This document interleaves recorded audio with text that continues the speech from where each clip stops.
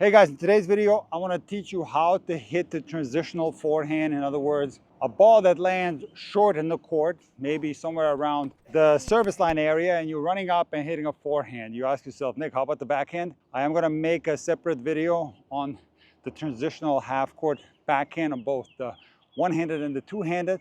I will say though that generally when you have a chance to run around your backhand when you're transitioning forward, playing around the half court is going to make a lot of sense to hit as many forehands as possible. Now, the transitional half court forehand happens to be one of the most difficult shots to pull off at the recreational level. And the number one problem that I see at the beginner to intermediate recreational level is that the ball recognition is poor. So in other words, players are waiting on the baseline, and by the time they get there, now they have to do an emergency shot, possibly with a ball that's dropped very low, and there's not a lot of options there but to just get the ball back in play. And now comes the logical question, Nick, how do you improve ball recognition? Well, here you have to be patient because I can't just teach you ball recognition, because what ball recognition is your ability to read the ball, study its flight in real time, and have an understanding of how the ball is going to behave once it goes off your opponent's racket and onto your side. See,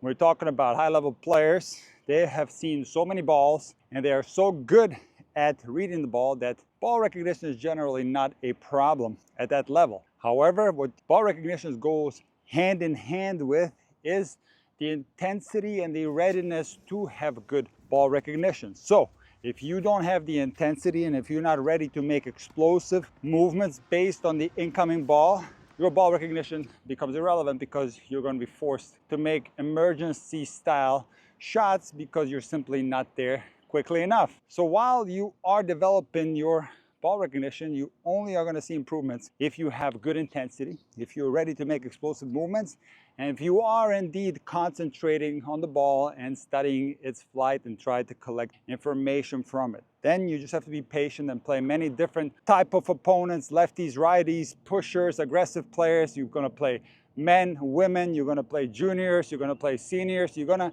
see all types of balls coming to you, and slowly over time your ball recognition will improve, and so will your ability to recognize balls that are coming shorter than you expect them to. Another reason why recreational players make a mess out of transitional half-court forehands is shot selection. So you absolutely do want to have the intention to be aggressive from half court, because after all, the closer you are to the net, the easier it becomes to hit winners. However, there are some important caveats, and the most important factor when it comes to having the ability to make less mistakes in transition with your forehand is to pay attention to the contact point. So anytime the ball drops below the level of your waist, now you cannot hit a winner anymore. Now sometimes players will hit winners, but the intention of the shot has to be a high percentage one. So number one, you are gonna put more spin on the ball. The reason for that is simple. When you hit a topspin forehand, the ball goes up and then down. When you are closer in the court, there's less space for the ball to go up and down. So you have to put spin on the ball, because if you hit the ball very flat, being closer to the net, it's going to be very easy to overhit the ball and shoot it long. So the spin and its trajectory will help the ball land in. However, if you put too much power on your topspin ball, you can still miss it long because you have less space to work with. So you have to put more spin than usual, and you possibly have to reduce the speed of your shot. Now, when we're talking about more spin, this is going to result in a swing path that's going to be more steep than usual. I often recommend that you try to finish on the same side of your body to give that extra amount of spin to give you control from that part of the court. Again, the important context here is that the ball has dropped below our waist. Now, if the ball drops below our knee, it becomes even more difficult to put spin. And if it drops around our shoe, now we might not be able to put spin and we have to shovel the ball back in play. So your intention should always be to get up there in time and try to play the ball as high as possible. However, some balls are low to begin with, for example, slices, and they have to be played with the proper shot selection. So this ball is low. If I try to hit it hard, it's very easy to miss. So what I have to do is put more spin on the ball and also play the ball in a safer location.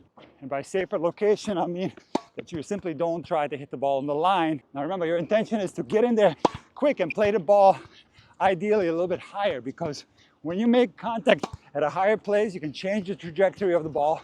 And it doesn't have to be up and down, it can straighten out. So remember that the faster you make it to a half-court ball, the better your options will be regarding trajectory. Ideally, from half-court, we want to have a trajectory that's downwards, because just think of an overhead that's struck from that same area. The trajectory is straight down, and overheads are put away very easily. So when you hit a high forehand from that part of the court, this depends a little bit on your body height. You might be able to swing down on the ball or straight across, and you can deliver a more downward trajectory, hit the ball a lot harder, and convert these type of shots into winners more frequently. However, herein lies another problem at the recreational level, that players generally ignore high forehands. They love playing balls out of their strike zone, and they never practice high balls, which then translates into, in matches, struggling against moon ballers where the ball is higher, and they have a very hard time with those type of balls. But it also shows up when they play well and they finally, in a great rally, get a ball half court that sits a little bit higher, and they have the chance to put it away. Now, because they're not comfortable with high balls, because they don't practice high balls, because they don't have the proper technique on high balls, they make a mess out of those shots. So it is crucial that every time you step on a practice court, you spend at least 5 to 10 minutes practicing high forehands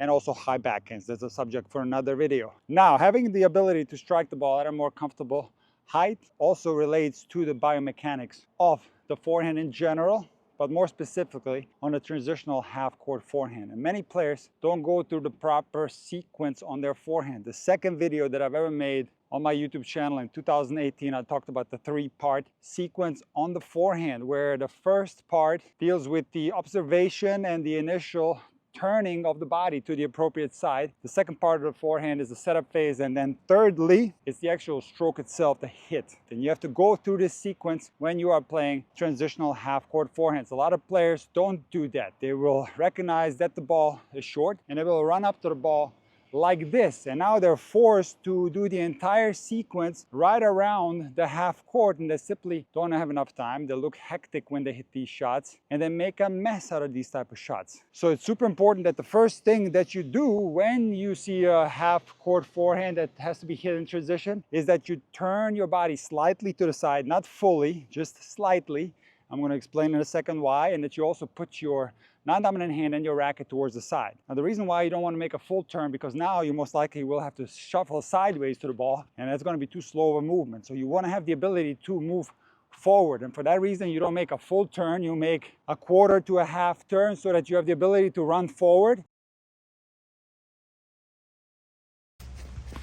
Once you're at the ball, you already have taken care of the first 2 parts of the sequence, which is the initial observation, the turn, and the setup, and all that's left to do is to make contact with the ball. Now your transitional half-court forehand is going to look more rhythmic, you will look like you have more time, and it won't feel as rushed and as hectic, and you're going to have better results.